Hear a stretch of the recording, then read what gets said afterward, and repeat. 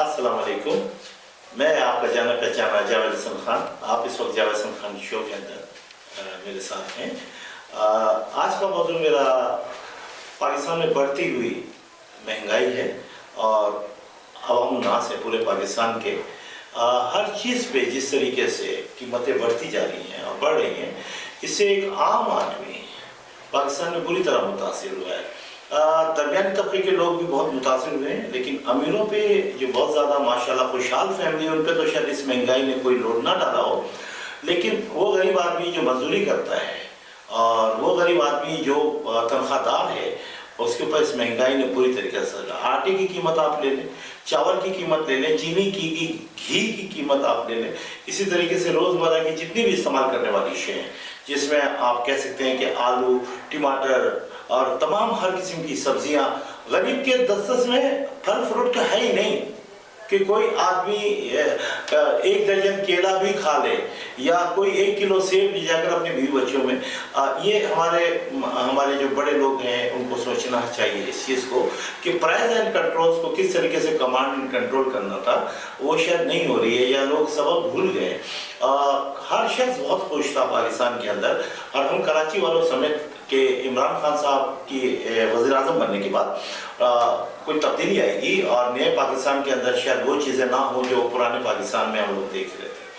लेकिन आप यकीन जानिए, आप बड़े हैं, हमारे मोहतरम हैं हमारे लिए, और हम कोई ऐसी बात नहीं कर रहे। हम वो बात कर रहे हैं जो आवाम का जिन चीज़ों से वास्ता पड़ा है। पेट्रोल की कीमत आप देख लीजिए कि जब आप ऑन हुए थे तो उस वक्त पेट्रोल की कीमत क्या थी और आज पेट्रोल की कीमत क्या है। इसी तरीके से गैस नहीं मिल रही है लोगों को। सुबह बगैर नाश्ते के लोग यानी सारी रात अपना आराम ही नहीं कर पा रहे। हमारे यहाँ लोड शेडिंग भी बड़ी है कि आप इलेक्ट्रिक्स के हवाले से बात करेंगे, ज़ायद बिलिंग को हम गुज़िश्ता 3 दहाइयों से बर्दाश्त कर रहे हैं, और अगर हमें एक रिपोर्ट बनानी पड़े तो ये काम हम आम आदमी का या पाकिस्तानियों का नहीं है। ये तो आपका काम है कि आप अपने नीचे इंटेलिजेंस रिपोर्ट लें कि जी कुंडा सिस्टम्स के अंदर क्या अनासिर हैं, वो क्या एलिमेंट्स हैं जिसकी वजह से लोग खामोश रहते हैं।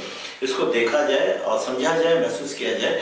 और ऐसी यूसीज हैं कराची के अंदर जिनकी इंटरनल फैक्ट्रियां चल रही हैं और उन फैक्ट्रियों में कुंडा लगा हुआ है, और उस कुंडे के पैसे जो हैं वो कहाँ जा रहे हैं। बहुत सारे ऐसे सवालात हैं जो वज़ीर आज़म साहब के सामने भी रखूँगा और आवाम के सामने भी रखना चाहूँगा।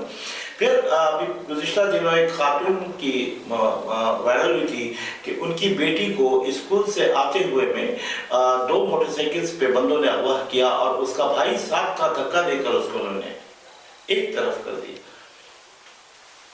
हम वक्फे पे जा रहे हैं और थोड़ी देर के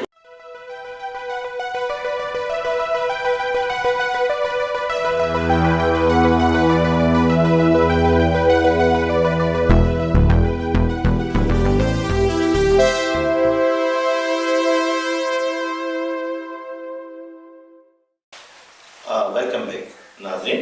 हम एक मरतबा फिर अपने मौजू की तरफ आएंगे। मैं बात कर रहा था कि कराची में गुज़िश्ता 2 दहाइयों से अगर हम देखें तो कई घराने ऐसे हैं जिनकी बच्चियों को सरे राह उठा लिया गया, और आज तक बहुत से शरीफ घराने, पढ़ी लिखी फैमिलीज है जो अपनी इज्जत के डर से थानों में रिपोर्ट नहीं करती, और बहुत से घराने ऐसे हैं जो थानों में जाते भी हैं तो उनकी रिपोर्टिंग नहीं होती, ना उनकी FIR करती। जो हालिया भी एक वाक़या वायरल हुआ था कि एक खातून रो रो कर ये बात कह रही थी कि मेरी बच्ची को जो स्कूल गई थी 14 साल 15 साल की, उसको 2 मोटरसाइकिल पे कोई 3-4 आदमियों ने उठाकर बाइक पे बैठा कर लेके कहाँ चले गए नहीं पता लगा। तो इस तरह की चीज़ें अगर हम तहकीक में जाएँ तो हमें दिखता है कि कराची के बेशुमार घराने ऐसे हैं जो आज अपनी बेटियों से महरूम हो गए। तो मैं यही कहूँगा कि हुकूमत को जो है इस मसले में उन घरानों के साथ खड़ा होना चाहिए और उनको मदद के तौर पर इलाके के अंदर आप जो भी इंतज़ामिया के बड़े हैं बहुत अच्छे हैं, अच्छा काम कर रहे हैं। जो अच्छा काम करता है उनकी कारकर्दगी की तारीफ भी आवाम करती है, और जो काम अच्छा नहीं करेंगे तो जाहिर है कि जी आवाम भी जो है शऊर रखती है, और कराची की आवाम खासकर पढ़ी लिखी आवाम है। तो मैं यही कहूँगा कि जब आपके पास कोई FIR कटवाने आ रहा है तो आप उसको तंग करने के बजाय आप उसकी FIR दर्ज करें, और उसकी जो बर वक्त एक इंफॉर्मेशन आपको दी गई है तो इसके ऊपर वज़ीर-ए-आज़म साहब से मैं अपील करूँगा कि इन तमाम जितने भी मुतल्लिक़ा हमारे मुअज़्ज़िज़ हज़रात बैठे ड्यूटीज़ दे रहे हैं, उनको आप पाबंद करें कि आवाम के लिए नरम गोशा रखें और उनके साथ बेहतरीन सलूक के साथ उनकी रिपोर्टों को आप समझें।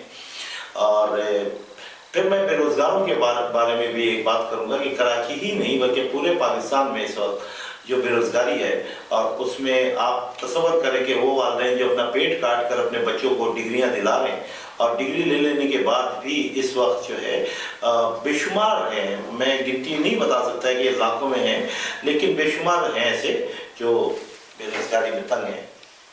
वक्फे के लिए कहा जा रहा है, मैं इंशाअल्लाह थोड़ी देर के बाद फिर हाजिर हूँ।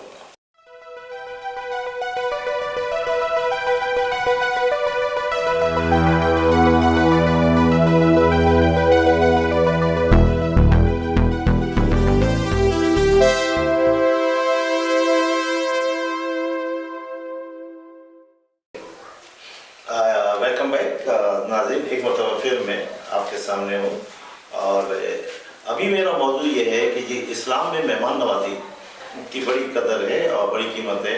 हम तो सारे के सारे ख्वाह किसी भी कौम से ताल्लुक़ रखते हो, हमने देखा है कि जी पाकिस्तान में मेहमान नवाजी बड़े दिल से करते हैं, चाहे सिंध में ही आप चले जाएँ, इंटीरियर सिंध के अंदर जाएँ तो या आप कराची में आए, हम कराची वाले भी मेहमान नवाज लोग हैं। यही हमने देखा है पख्तूनों में भी मेहमान नवाजी का बड़ा शऊर है और बहुत इस चीज़ को एक अल्लाह की तरफ से इनाम समझते हैं कि कोई किसी के घर में मेहमान बनकर आ जाए। लेकिन पिछले दिनों जो चीज़ मरी में देखी गई है और उस मरी में जो मेहमान अल्लाह ने भेजे थे और वो सारी रात उनके लिए क़यामत सुग़रा जैसी रात थी कि मदद को कोई नहीं आया और वहाँ जो मेहमान नवाजी हुई है लोगों की, तो उसके लिए भी हम यही कहेंगे कि जी ये अलमिया पाकिस्तान में अब दोबारा ना हो सके, उसके लिए बेहतरीन इंतज़ाम किया जाए कि सयाहत के वो मकामात जहाँ पे हमारे लोग आते हैं उसमें इंतज़ामिया अलर्ट हो और जगह जगह पे चेक पोस्ट होना चाहिए। और हमने अभी देखा पिछले दिनों मनोड़ा जाना पड़ा था मुझे अपनी फैमिली के साथ, तो बड़ा खूबसूरत बनाया है हमारे बिलावल जरदारी साहब ने, और वहाँ पे नेवी वालों ने आने वाले विजिटर्स के जितनी भी गाड़ियाँ आती हैं उसके अंदर जितने अफराद बैठे हैं उनका बाकायदा, वो औरतें कितनी हैं आप जाएँ शनाख्ती कार्ड लेकर वहाँ पे एंट्री करवा दें, जितने मर्द बैठे हैं एंट्री करवा दें, बच्चे कितने हैं। अब होता ही है कि एंट्री हो जाने के बाद आपके शनाख्ती कार्ड एक आदमी का वो जमा करते हैं और बाकी को ओके करते हैं, वहाँ पे गिनती हो जाती है कि 8 अफराद हैं, वो ओके कर देते हैं, चले जाते हैं। वापसी पे भी ये सिलसिला होता है। मैं कहता हूँ मरी के अंदर भी ऐसे ही कुछ कर दिया जाए कि किसी को भी, चाहे वो फॉरनर हो या पाकिस्तानी हो, दोबारा इस किस्म की सूरत हाल से सामना ना।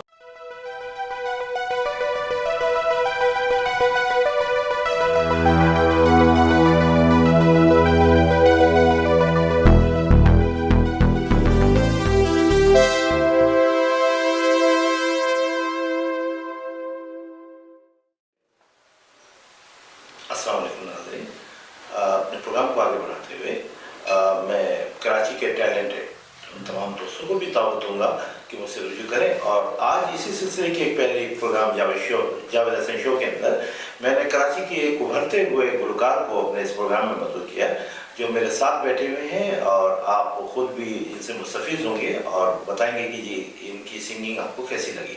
ये है दस्यार शफी साहब। दस्यार साहब, मेरा आपसे पहला सवाल तो ये है कि जी सिंगिंग के लाइन में आप कब से विर्द हुए हैं, किस तरह आए? जावेद भाई, कम से कम मैं तकरीबन सिंगिंग कर रहा हूँ आज से 4-5 साल पहले से। ठीक है, 4-5 साल पहले से मैं कोशिश कर रहा हूँ, कुछ चीज़ें सीख रहा हूँ और अपने सीनियर्स से, जितने भी मेरे सीनियर्स हैं उनसे कोई मशवरे और कोई टिप्स वगैरह इस तरीके से मैं अपने आप को इम्प्रूव करने की कोशिश कर रहा हूँ। और बाकी ये है कि अपना हमारा YouTube का प्लेटफॉर्म इतना बड़ा हो गया है कि आपको कोई भी चीज़ गाइडेंस की वो आप आसानी से वहाँ पे अप्रोच कर सकते हैं। आपने जब अपना पहला गाना परफॉर्मेंस किया था, आपको याद है कि ये क्या प्रोग्राम था और कहाँ पे आप आए थे और आपने अपना पहला गाना नाज़रीन को सुनाया था? वो थोड़ा सा मैंने वो हालात बताएं, किस उम्र में थे? मैं था अपने मामू की शादी में मैंने अपने मामू की शादी के अंदर 6-7 साल का होगा या 8 साल का होगा। उस टाइम पे मैंने सज्जाद अली साहब का वो गाना परफॉर्म किया था, पानियों में चल रही हैं कश्तियाँ भी। जब गा के सुनाएंगे तो हमें समझ में आएगा। खान सज्जाद भाई बहुत बड़े पाकिस्तान के गुलकार हैं और हर कराची क्या पूरे पाकिस्तान में सज्जाद भाई को सब लोग लाइक करते। सुनाए, हम सुनना अच्छा, चाहेंगे। मैं बिल्कुल सुना दूंगा। अच्छा जावेद भाई, मैं माजरत करूंगा कि गाना मुझे पूरा याद नहीं है, लेकिन मैं जितना मामू की शादी में गाया ठीक है, उतना ही गाऊंगा। ठीक है। पानियों में चल रही हैं कश्तियाँ भी, बढ़ रही हैं हम किनारे, बढ़ रहे हैं हो। पानियों में चल रही हैं कश्तियाँ भी, बढ़ रही हैं हम किनारे, बढ़ रहे हैं हो।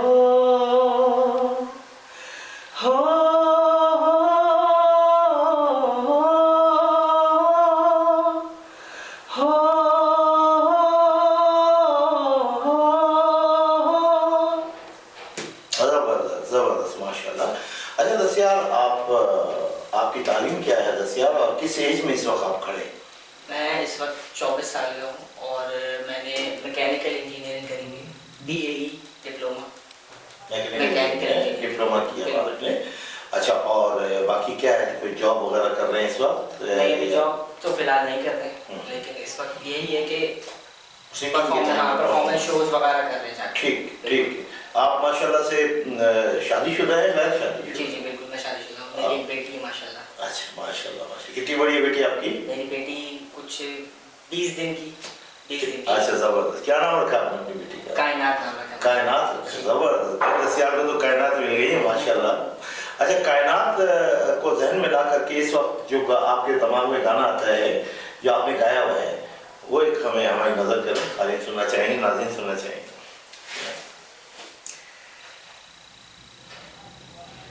अब ये आपने जो है ना गंभीर मामले में फंसा दिया। नहीं, आपके सामने हमने एक चीज रखी है, मोहब्बत में जो अब आपके जहन में, दिल में आ रहा है अपनी बच्ची के हवाले से, वो हमारी नजर करें।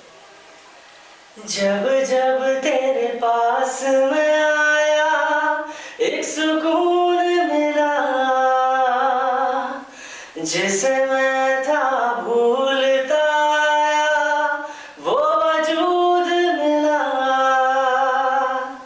जब आए मौसम गम के तुझे याद किया हो, जब सहमे तन्हापन से तुझे याद किया। बेहतरीन, माशाल्लाह, जबरदस्त, बेहतरीन। अच्छा दसियार, अभी आगे इन फ्यूचर में क्या प्रोग्राम है आपका, क्या चाहते हैं? मैं बस एक अच्छा सा जो है प्लेटफॉर्म, जो हर बंदा, हर सिंगर चाहता है, जो हर नया सिंगर चाहता है कि एक बेहतर से बेहतर उसको प्लेटफॉर्म मिल जाए, उसको सही गाइड करने वाले मिल जाए। तो बस मैं इसी चीज़ की तलाश में हूँ और इंशाल्लाह आने वाले दिनों में मैं PTV में ऑडिशन देने जा रहा हूँ मसूद आलम साहब के पास। माशाल्लाह जी, माशाल्लाह। अभी आखिर में मैं अपना प्रोग्राम जो है समेटते हुए ये चाहूँगा दसियार कि मिली नगमे में कोई एक आप हमें एक नजर करें, ताकि हम अपने प्रोग्राम को पाकिस्तान जिंदाबाद पे इख्तिताम पसीर करें। एक मिली नगमा हमें खूबसूरत से सुनाएं। दिल दिल से मिलते हैं तो प्यार का चेहरा बनता है, चेहरा बनता है। इसके साथ ठीक हो, थोड़ा सा आगे पीछे करके मैं इजाज़त चाहता हूँ प्रोग्राम में। इंशाल्लाह अगली बार फिर जो है नए एक सिंगर्स के साथ, एक नए टैलेंट के साथ हम अपने शो में हाजिर हो जाएंगे। तमाम नाज़रीन से मैं इजाज़त चाहता हूँ। सलाम।